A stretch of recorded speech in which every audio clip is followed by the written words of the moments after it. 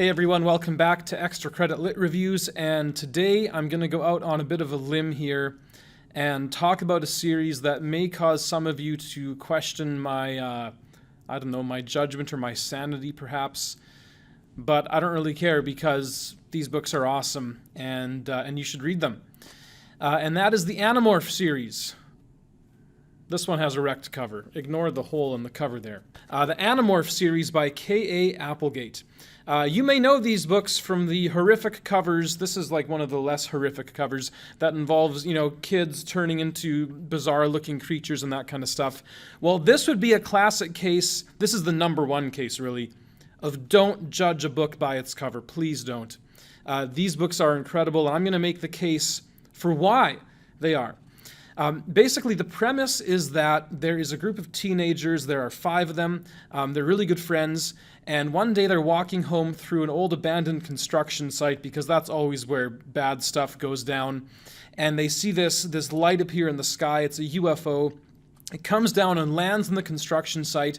And this alien stumbles out. And he's all blue. And he's like a centaur. So like half man, half deer in this case. So like a centaur deer. And he's got these 2 big eyes on stalks and this blade on his tail. Anyways, he's pretty freaky looking.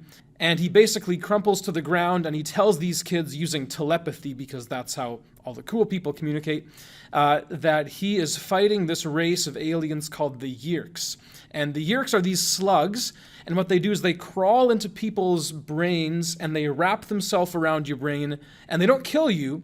They control you completely so that you can't even tell who has a Yeerk and who doesn't.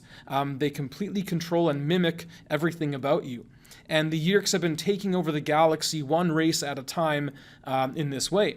So this Andalite gives the kids the ability to morph into any animal that they touch so that they can fight the Yeerks. Which may sound a little far-fetched, but I mean, it's also awesome, right? Like, obviously to fight aliens, you need to be able to turn into a yak or something like that, clearly. So basically the series involves these kids, acquiring the DNA of all these different animals and morphing into the animals, and then using those amazing morphs to fight the Yeerks in all these different settings and locations around Earth and then around the galaxy at different times as well.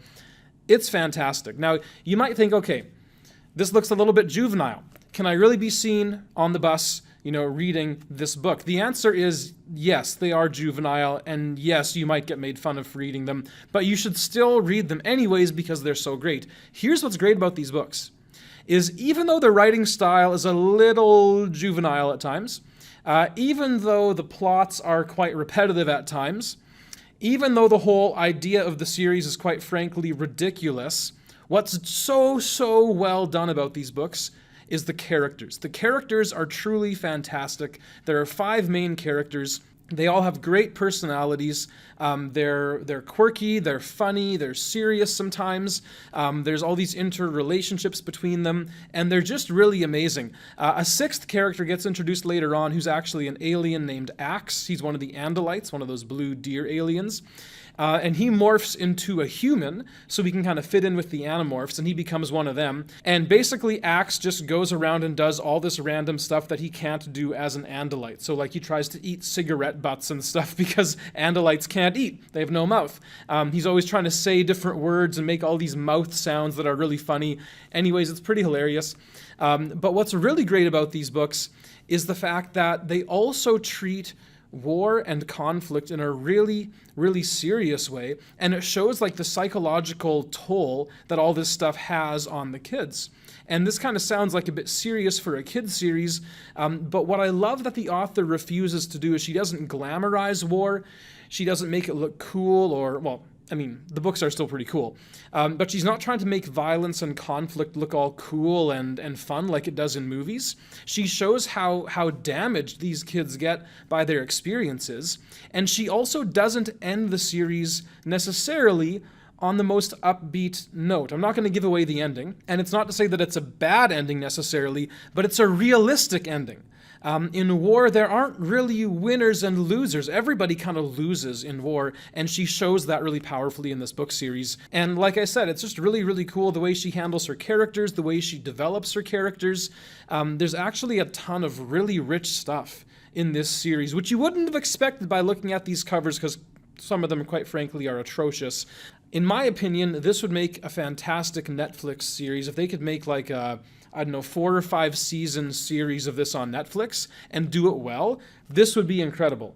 And there are rumors from time to time that they're developing something like that. I hope one of those rumors turns out to be true and that they do a really good job with it, because honestly, you're not too old for it. I'm 34 years old, and would I read these again? Maybe not at 34, but man, when I was 12, 13, 14, this was the good stuff. So check out Animorphs, and you may regret it, but you might not. You might not regret it. We'll see you next time.